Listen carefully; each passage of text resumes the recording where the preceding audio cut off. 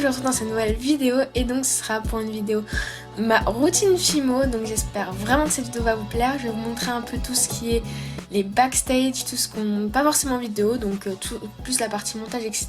J'essaie de vous donner plein de conseils et des astuces. J'espère vraiment que la vidéo va vous plaire. Je vous laisse avec la suite. Donc je commence par ma petite installation, voilà, vous ai filmé un peu, voilà, tout le temps je prends mon goûter, j'apporte une vidéo, enfin voilà.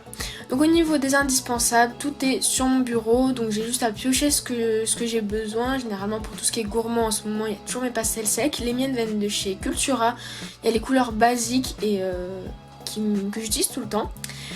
Premier petit tips voilà, que je vais vous donner tout au long de cette vidéo, ce sera pour la cuisson. Moi je mets sur une plaque et cette plaque là part toujours sous un placard pour éviter la poussière avant que ça parte en cuisson. Au niveau des créations, donc petit tip numéro 2, j'utilise tout le temps des clous à tête plate, tout simplement. Je trouve que ça tient vraiment mieux et j'essaie toujours de trouver une technique pour les mettre, comme là dans mes cupcakes. D'ailleurs si ça vous intéresse, je vous mets le tuto juste ici. Ensuite, une fois ma cuisson est prête, que j'ai filmoté, voilà, je sais pas tout montrer parce qu'il y a généralement des tutos sur ça. Du coup, je vous montre mon troisième tips, tout simplement, je sais pas si moi je suis paranoïaque, mais je mets 5 minutes en moins de ma cuisson, voilà, pour être sûr que je n'oublie pas et que au cas où j'oublie, voilà, qu'il n'y ait pas de problème au niveau de la cuisson. Une fois que c'est fait, je vais vous montrer tout ce qui se passe du coup après cuisson, qu'on voit généralement jamais, que je voulais vraiment vous montrer. Donc au niveau des vernis, voilà les deux vernis que j'utilise. Donc pour des créations très brillantes, j'utilise le vernis Grain Créative et pour les vernis plus satinés, le Fimo. Et également pour ce qui est mat, j'utilise le vernis Cernite. Voilà, c'est que des marques différentes, mais c'est ceux que je trouve le mieux.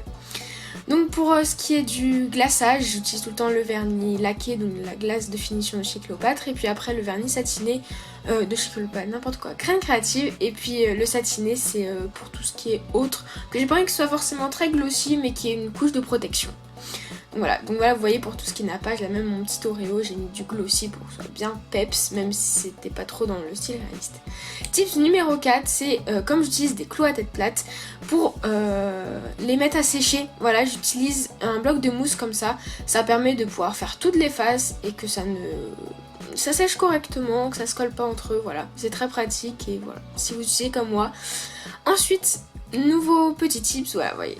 J'essaie de vous en mettre pas mal pour quand vos créations ont encore de la poussière même après cuisson, surtout sur le blanc. J'utilise du papier de verre, voilà, pour les poncer et ça enlève vraiment super bien la poussière. Vous pouvez également utiliser du dissolvant en plus ou à côté en fonction si vous n'avez pas de papier de verre. Et donc voilà le résultat après vernissage. Ensuite, autre que le vernissage, il y a la chantilly et là un petit tips. Au niveau de la chantilly, donc là c'était la collection de cupcakes que je vous ai fait encore une fois en tuto, voilà c'était un peu le behind the scene de cette collection. Du coup pour la chantilly j'utilise un cure-dent entre chaque chantilly pour avoir une chantilly bien définie. Je passe un petit coup de cure-dent entre tous les stries de ma douille afin que mes chantilly soient vraiment bien définis parce qu'il y a tout le temps des petits morceaux qui sèchent et du coup la chantilly est moins belle. Donc voilà, c'est un petit peu ma technique pour avoir des chantilly un peu mieux définis on va dire. Ensuite, autre petit tips pour vous montrer comment je crée mes anneaux. Vu que j'utilise des clous à tête plate, je crée mes anneaux moi-même avec une pince. Donc ouais, j'espère que vous avez bien vu le mouvement. Je coupe, je tords et après je forme bien mon arrondi. Et voilà ce que ça donne. Une fois que tout ça est fait, on va passer au montage. Donc là je prends à côté de moi mon tiroir où je mets toutes mes nouvelles créations et là je me suis posé une grosse après-midi montage. Donc tout d'abord j'ai tout monté sur des supports, donc les porte-clés, également les marque-pages où je rajoute toute ma petite chaînette pour faire mon montage. Et après je forme la structure de tous mes montages. Donc là j'ai commencé par les nœuds, je place un peu, j'essaie de coordonner avec quelques perles, etc.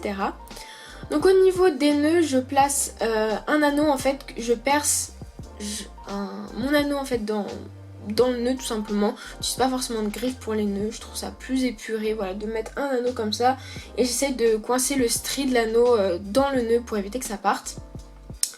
Et après je viens faire ma décoration avec une perle et une breloque, c'est un peu la structure habituelle, soit un nœud, soit des rubans avec des perles et une breloque ou une seule perle, voilà ça dépend. Du coup je vais passer au ruban, donc je viens sélectionner mes rubans dans ma chambre, il y a mon petit présentoir avec la majorité de mes rubans. Je sélectionne toutes mes couleurs en fonction des montages que j'ai à faire et puis après en complément j'utilise ceux que j'ai dans mon atelier qui sont plus des rubans à motifs etc. Donc après au niveau des tips, quand vous montez vos rubans, le petit tip c'est assez connu, voilà, de brûler les rubans pour pas que ça s'effiloche. Voilà, moi je le fais très souvent, c'est vraiment très pratique. Et sinon pour avoir plus de mouvement, moi j'aime bien couper en biais chacun de mes rubans. Avant de les mettre, je les place en quinconce et je les coupe en biais afin de donner du mouvement en fait à mon montage et pas que ce soit tout droit. Voilà, j'aime bien que ce soit un peu, il y a un peu de mouvement. Et donc après je fais mon montage et je mets tout ça dans mon tiroir. Et une fois que le tiroir est bien plein, je passe en tournage. Donc là je vais tourner la vidéo nouvelle création, pareil je vous la mettrai dans le petit i. Et une fois que cette vidéo est tournée, je viens trier les créations, nouvelles collections on va dire. Et il y a une partie qui part en brocante et une partie boutique. Et donc une fois que c'est la partie boutique, je vais venir prendre toutes les photos pour la boutique qui sont nécessaires. Donc je vais pas vous montrer tout ce qui se passe. Donc n'hésitez pas à me dire si vous voulez une vidéo behind the scene de ma boutique de YouTube. Ça pourrait être très intéressant. Donc voilà, n'hésitez pas à me le dire. Et donc sur ce, cette vidéo est terminée, c'est un peu toute ma routine pour une collection, ma routine Fimo, voilà. J'espère vraiment que cette vidéo vous a plu et je vous dis à très vite dans une prochaine vidéo.